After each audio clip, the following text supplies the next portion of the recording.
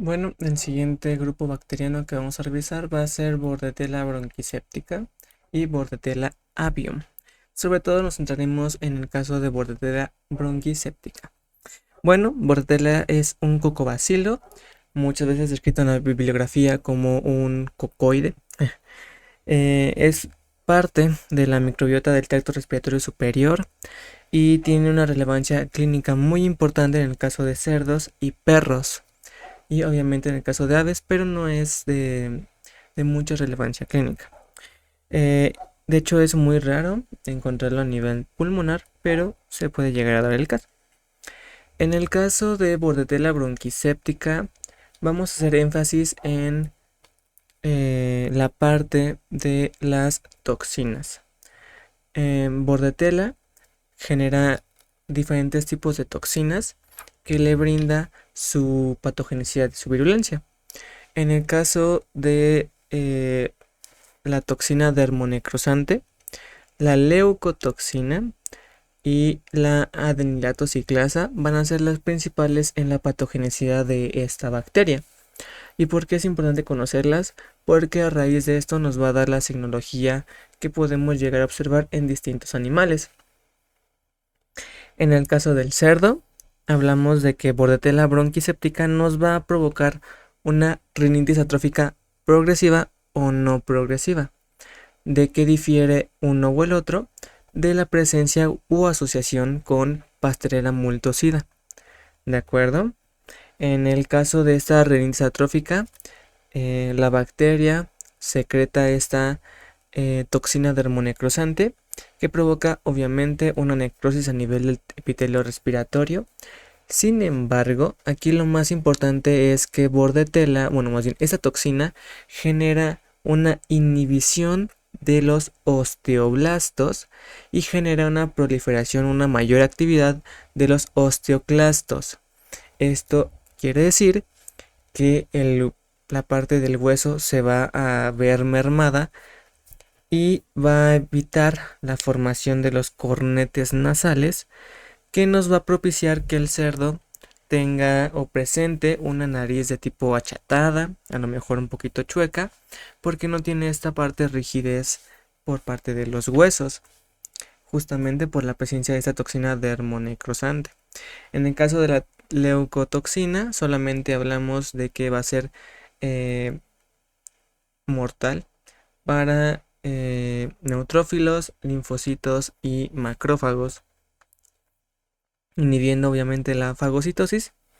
Y en el caso de la adenilato ciclasa, lo que genera es que en algunas células, igual del sistema inmune y parte del epitelio respiratorio, va a generar que tengan o más bien pierdan la capacidad de controlar los solutos en su interior.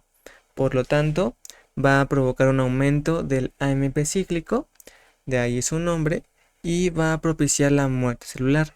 Pero obviamente al evitar o al perder la capacidad del control de solutos, nos va a provocar una extravasación de líquidos que puede llegar a terminar o culminar con una neumonía o una efusión pleural.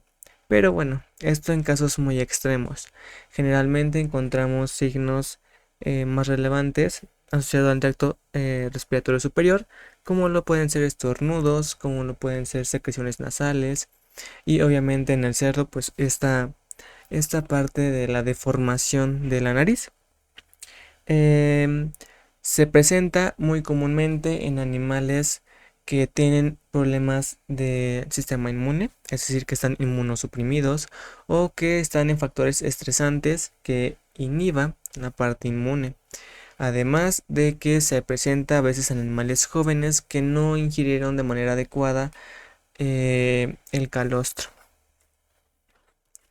Por su parte, ya mencionamos anteriormente y lo volveremos a mencionar cuando veamos la parte de Pasteurella multocida, pero la asociación de Bordetella con Pasteurella nos va a provocar una rinitis atrófica progresiva que es irreversible, es decir, que ese daño ya no se va a poder solventar y lamentablemente se tendrá que sacrificar el animal.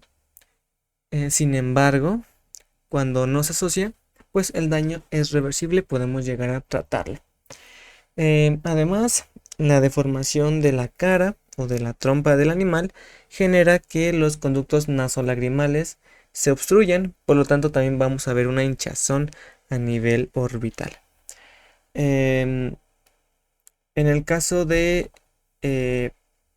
bordetela en los perros, tenemos la famosa tos de las perreras o también llamada traqueobronquitis infecciosa. Esto genera una tos muy seca, es de hecho por lo que se caracteriza esta enfermedad. Y aquí tenemos que hacer énfasis en una situación. Bordetella tiene una gran cantidad de genes que van a regular su patogenicidad. De hecho, se le conocen como los genes que controlan los productos celulares de interés médico. Estos productos celulares de interés médico suelen estar expresados o inhibidos por la acción de uno o diversos genes. En el caso de Bordetella es una bacteria que ya mencionamos que se encuentra en la microbiota del tracto respiratorio superior sin causar un daño aparente. Sin embargo, puede haber diferentes factores que lleguen a alterar la presentación o la expresión de los genes.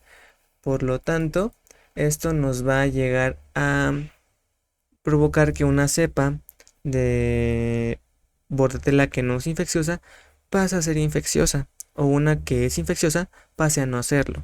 Entonces, a veces se trata de que Bordetella pues no es el agente primordial de esta traqueobronquitis, pero depende mucho del contexto y la situación del animal.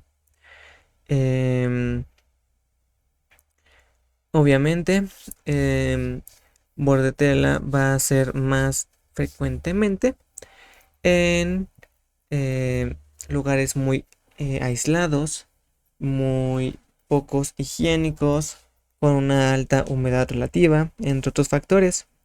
Y aquí tenemos que tener muy en cuenta que la asociación más común en el caso de los perros y los gatos sobre Bordetella bronquiséptica va a ser con el caso de paramyxovirus, como virus de la parainfluenza, por ejemplo. También el virus del moquillo, muy común en los perros, entre otros tipos de virus que ya se llegan a asociar con la presentación de Bordetella. Por lo tanto, el cuadro generalmente es complejo y no es simple de un solo agente etiológico. Esto también nos llega a causar una neumonía a nivel de los lóbulos craneales, siendo estos los más afectados debido a su cercanía con la parte de la tráquea. En el caso de su aislamiento e identificación de Bordetella, bueno, antes de pasar a eso, voy a hacer solamente un énfasis muy rápido sobre la parte de Bordetella avium.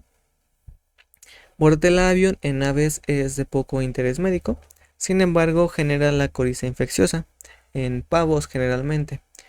Esta coriza infecciosa se caracteriza por estornudos, secreciones nasales, pero realmente tiene una alta morbilidad y una alta mortalidad si se asocia con otros agentes. Por sí sola, bueno, no va a causar mucho, pero sí es altamente contagiosa.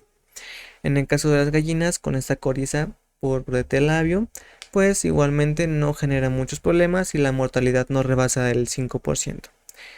En el caso del aislamiento e identificación de Bordetella, tenemos que las muestras van a ser hisopados nasales, lavados traqueales, o si el animal falleció, pues los pulmones neumónicos.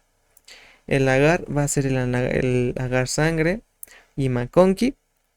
Y en el caso de los hisopados nasales, se requiere adicionar glucosa y furaltodona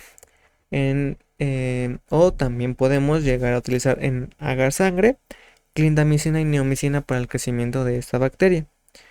También hay un medio que es selectivo, bueno, se considera selectivo para las Bordetella. Es el medio de ESB por las siglas Smith y Baskerville. Esto va a generar una reacción colorimétrica donde bordetela por parte del cerdo va a tornar un color ácido, un color amarillo. En el caso de la bordetela de canino, pues va a tornar hacia una base y un color más azulado. Aquí, ¿cuál es la clave? Obviamente va a ser la vacunación para prevenir la aparición de alguna enfermedad en el caso de bordetela, sobre todo a nivel de pequeñas especies.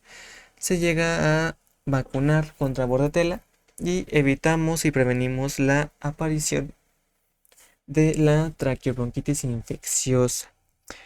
Y bueno, en general no podemos mencionar nada más. Obviamente hay más especies de bordetela que, bueno, no generan mucha relevancia a nivel veterinario.